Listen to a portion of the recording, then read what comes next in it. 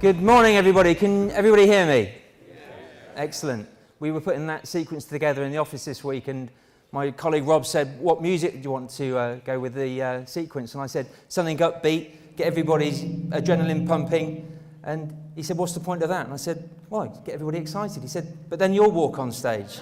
So thanks very much, Rob. Welcome to Business in Oxford, and for those of you that don't know me, my name is Richard Rosser from the In Oxford Group. We founded Business in Oxford 4 years ago, and shortly you'll hear from the leader of the council, Bob Price, who will hopefully tell you that it's been a great initiative for the council, because Bob originally approached us and said, help us connect with the local business community. So hopefully we've done that. This year is bigger and hopefully better than previous years. We've got over 80 exhibitors and expert presenters. There's over 1,000 of you that have registered, so thank you very much to you for giving up your time. I know it's difficult to justify a day out of the office. Hopefully you can stay with us as long as possible. We've got some fantastic experiences, great interactive opportunities with an early morning cocktail, why not? City mazes, it's never too early for a cocktail. Then we've got speed dating, or networking as I think it's supposed to be known. Sorry, that's not... Abby, you didn't hear that. That's my daughter over there. And then we've also got the cocktail service and Toad, which is the new artisan distillery opening in Headington in a few weeks' time. They'll be providing a gin and tonic for you all. So if you can all bear with us for the rest of the day, that would be fantastic. A few words of thanks to our hosts, the King Centre, for all of their support. All to our sponsors, exhibitors and presenters. To all of my staff that have helped support today. If anybody needs any help at all during the day with any aspect of getting to rooms, etc., we've got Abby and Beth over there with the red sashes, just that there are more than just Beth and Abby, so do go up and ask where you're supposed to be next. And thank you to all of you for coming along today. As I said, it's difficult to justify time out of the office.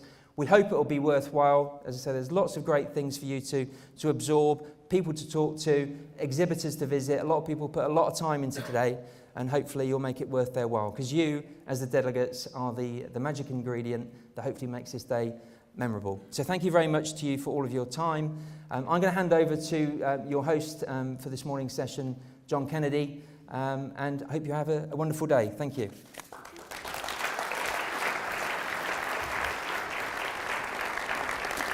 Thank you, Richard.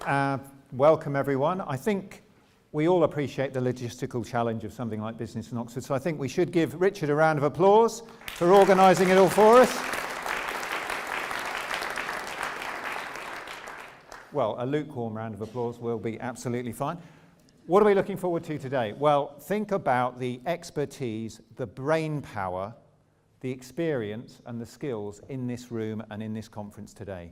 Really, really impressive. What could we achieve if we all worked together? Well, I was pondering on what we could probably achieve. We didn't really have a fantastic warm-up with the music, so I was wondering whether working together in a collaborative manner, we could all do a reasonably good Mexican wave starting at that end.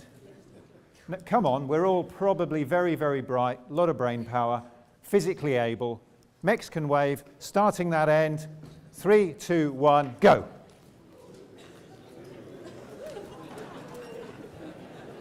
Actually, that was quite good. Seriously, that was quite good.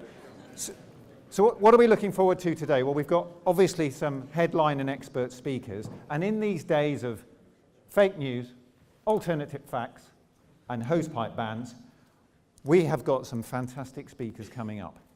We've also, if I may quickly run through the nature of the day, we will be starting everything on time if we can. We've got some fantastic seminars. Got some really, really interactive things. We are looking at brief talks and then some interactive discussions afterwards as well. Richard's staff, the Bio 2017 staff are all here as well to help. So please feel absolutely free. But the most important thing in our fourth Business in Oxford is to develop more business between all of us, but for Oxfordshire as a whole and way beyond, as we have done in the past. Millions and millions of pounds of business have been done through the networks that have been created and the new relationships that have been created. In these times of strong and stable leadership and strong and stable leaders, what I would like to be able to introduce now is our man who's coming up next There he is, the strong and stable and always entertaining Bob Price. Bob, welcome to Business in Oxford.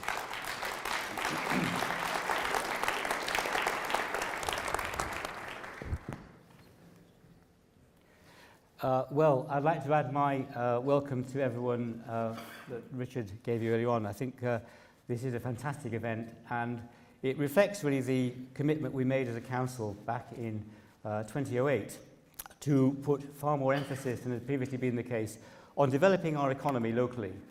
Obviously, for any city, the vibrancy of its local economy, creating good jobs, creating good careers and good lives for people, is a really important part. But interestingly, because of the way in which our economic development process has been working, especially with the regional focus of that, there's been very little emphasis within the city on that area.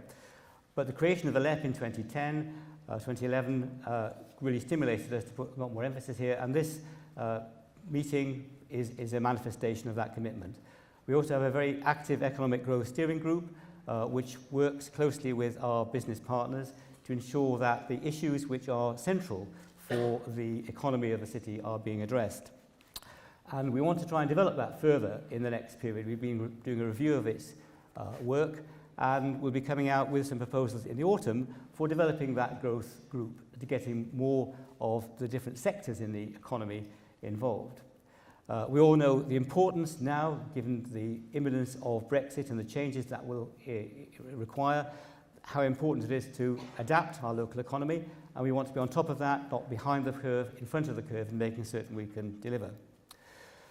So what I want to do today, very briefly, is talk to you about a couple of new kids on the block, because they are very significant factors which are going to affect our lives, your lives, over the next, well, probably 10 years or so. The first one, as you can see on the, well, you can't see anymore, it's gone, is the Oxford to Cambridge corridor. This was the creation, or the concept put forward by the National Infrastructure Commission in their first report last autumn, prior to the autumn statement of last year. The NIC was set up by George Osborne before he was defenestrated, and it is charged with looking at the way in which the national economy can be developed further with the creation of new infrastructure projects. And from our point of view, one of the earliest things that they've focused on is the importance of the corridor between Oxford and Cambridge running through Milton Keynes, which you can see on the slide there. So why is that important? Well, as the Vice Chair or Deputy Chair of the NIC said, John Armitt, to succeed in the global economy, the UK must build on its strengths, and the corridor connecting Cambridge, Milton Keynes and Oxford could be Britain's Silicon Valley. We are already a successful economy in the global economy. We are already, between Oxford, Cambridge and Milton Keynes, the home for a very large number of highly successful businesses. The development of the Oxford economic area through the LEP in the last 5 or 6 years has been phenomenal, and Nigel will talk about that in a minute, but the same phenomenon is going on in Cambridge and also in Milton Keynes. And linking them together in creating a new belt across the centre of England is seen by the government as something which could be very significant for our response to Brexit. The other new kid on the block is the government's Green Paper on Industrial Strategy. Those of you who've read it will know that it's essentially very much a green paper at this stage. It's not putting forward firm propositions, but behind it lies a very clear indicator. There are certain parts of the economy, certain sectors, which the government is going to put additional support behind in the fullness of time, assuming it's re-elected on June the 8th. The fundamental aspect of it, too, is not just about investing in certain local areas, but in creating places where jobs and the industries are linked together.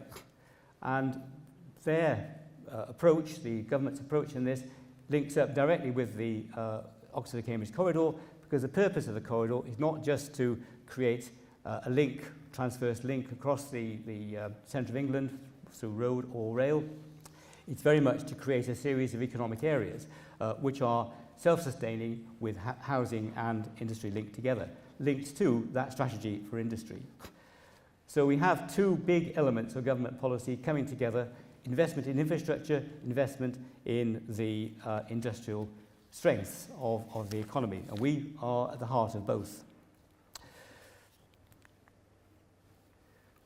So the key areas of focus of the NIC at the moment, we're having regular contact discussions with them, with colleagues from Cambridge and Milton Keynes and other areas in the corridor at the moment, are to develop the west-east connectivity. The fact that you can get to London easily from most parts of the UK, but can't get from east to west or west to east as easily, is indicative of the domination that London has exercised over the UK economy for many years.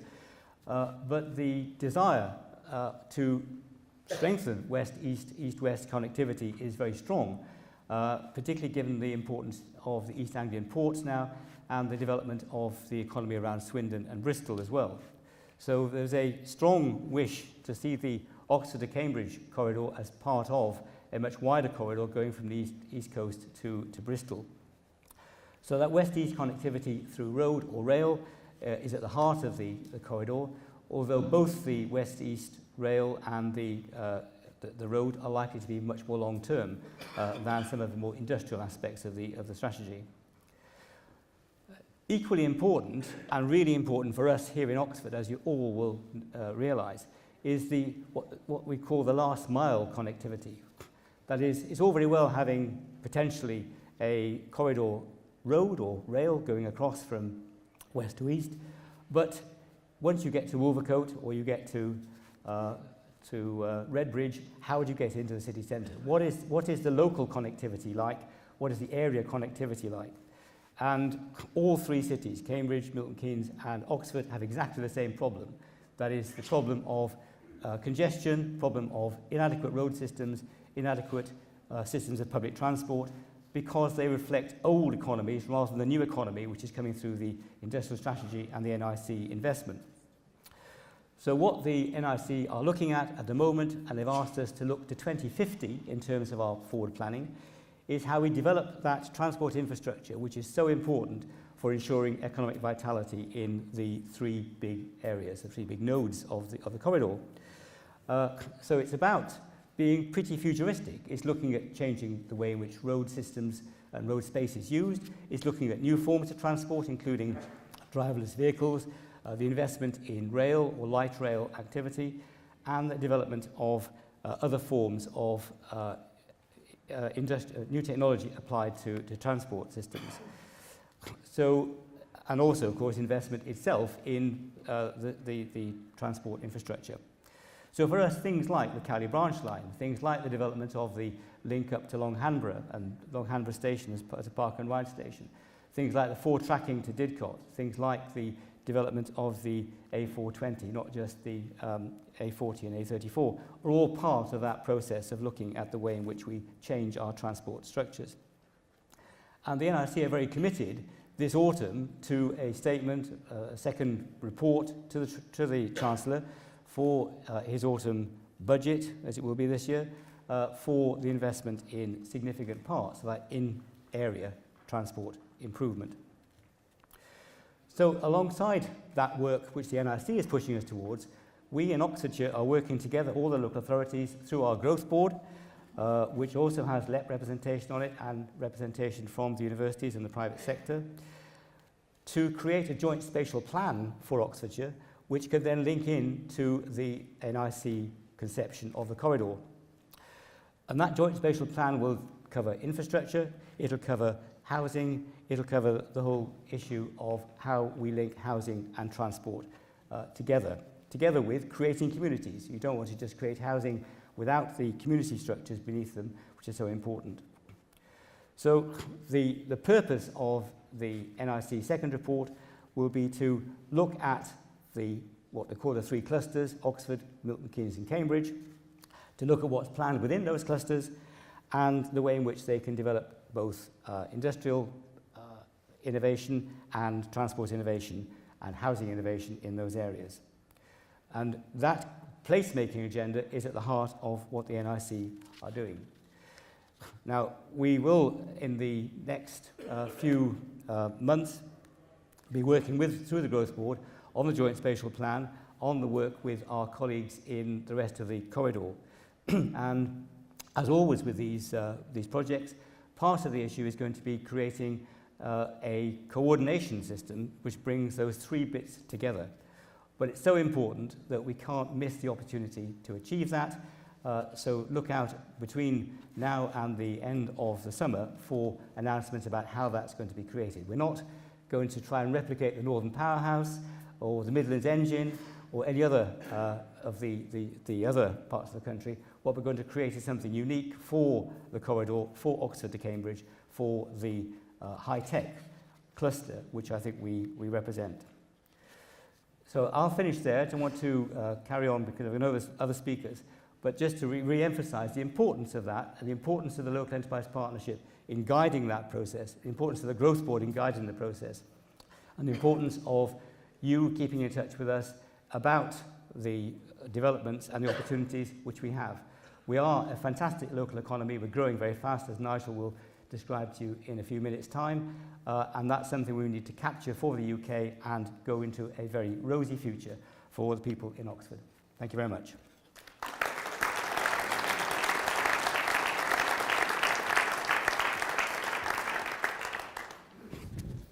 In terms of economic development, I will now hand over to Nigel Tipple from Oxlep. Thank you, John. Thank you very much. Is the mic on? Well, works. I'm going to try and briefly, because I've got to fit a quart in a pint pot now, if you're going to get out here for 10:15, 10:30. A little bit of context, where we are, how we're doing, what's happening across Oxfordshire, and then a couple of my colleagues are going to just highlight some of the issues around skills, around business support, and some real tangible evidence of what's beginning to happen in our economy, much of which builds on what Bob and certainly what Elliot's been articulating there in terms of ambition and growth.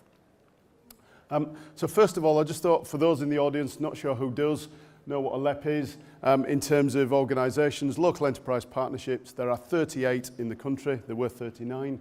One's just merged in the between Semlep and Northamptonshire. Those enterprise partnerships are focused on driving economic growth. That's our raison d'etre. That's what we're here to do, to help businesses to grow, to create jobs, and to create the dynamic between people living and working in the place and trying to create those connections. In terms of business-led partnership, we have a board. I'll touch on that in a second in terms of the breadth of that board, but includes business, it includes academia, college, higher education, and partners from across the county. And our main focus, as I say, is about driving economic growth, creating the conditions within which you as businesses, you as individuals, can grow and develop your businesses and your opportunities locally. In terms of vision, we all have one. Ours is really clear. It's very similar in a sense to Elliot in terms of driving, using the sustainable sort of activity that we've got, the excellence, the research and development community, the value of enterprise and that research across the county. And we focus on 4 themes, and I'll touch on those in a second. In terms of population, quite steady growth. You can see up there in terms of growth of the overall economy, 680-odd thousand.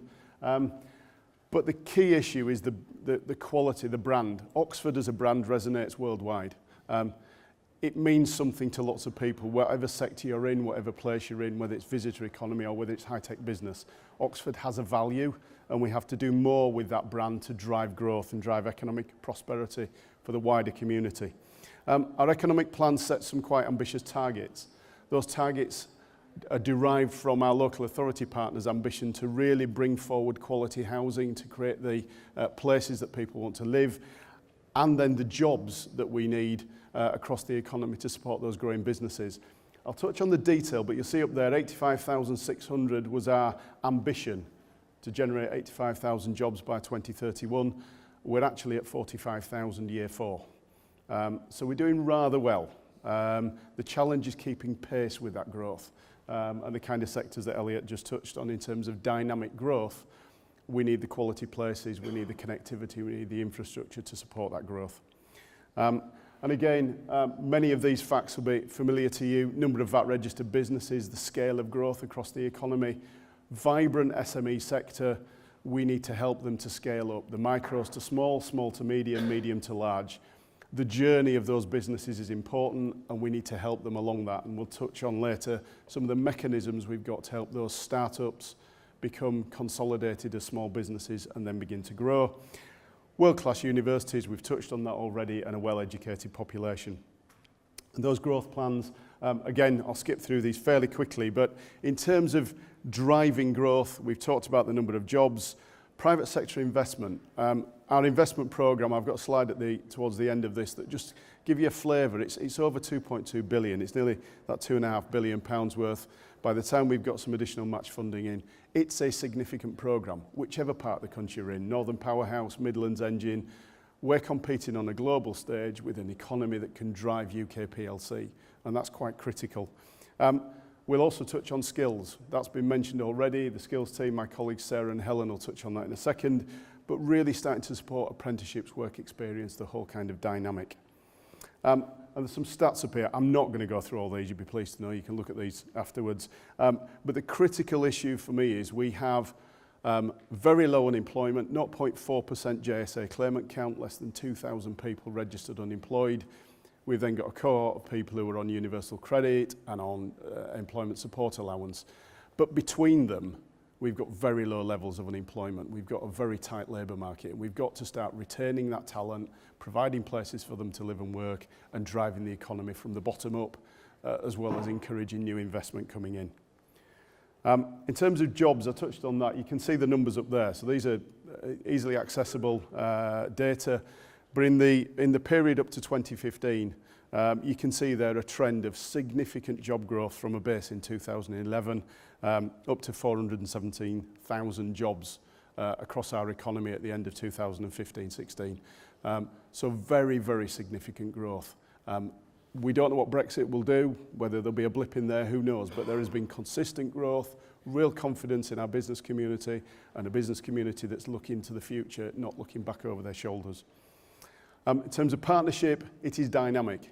Private sector business, public sector, local authority support at leader level, Bob and other colleagues on the main board, universities represented on there, and business groups. So whether that's down in Science Vale, in Bicester, or indeed in the city. Strong business representation that can provide us with the kind of leadership that we need in that economy to work with Elliott and the tech sector to really drive that economy, to work with Bob and colleagues across the authorities to deliver the places that you want to live and the interface with the work. I touched on priorities earlier, 4 very simple ones. People with the skills that they need, places, employment and housing, places to live, places to work. Enterprise in its broadest sense, that can be social enterprise, it could be working with large companies, it could be the dynamic of spinning out businesses and working with colleagues across the university sector. And connectivity, it's not just blacktop. Roads are important, but so are public transport, rail, broadband, telecoms, utilities. If anything's going to stop us growing, utilities is one of the key issues. Power, drainage, water supply, things that we don't necessarily think of are a constraint on growth. Working with colleagues, we're starting to pick up on those longer term strategies. And I talked about growth programme. You can see again on there, significant investment that's come into Oxfordshire over the last 4.5 years, whether it was the original City deal through to the latest growth deals. There are more announcements to come. They caught with Purda, can't say anything about them yet. There'll be some more post the June elections. But there's a steady stream of significant investment. National Infrastructure Commission, the work with Treasury, brought £27 million forward to develop that Oxford-Cambridge corridor. It also invested £110 million in the extension of East West Rail. Those are all factors which are influenced by a growing dynamic Oxfordshire economy. And again, it's about us driving that growth together.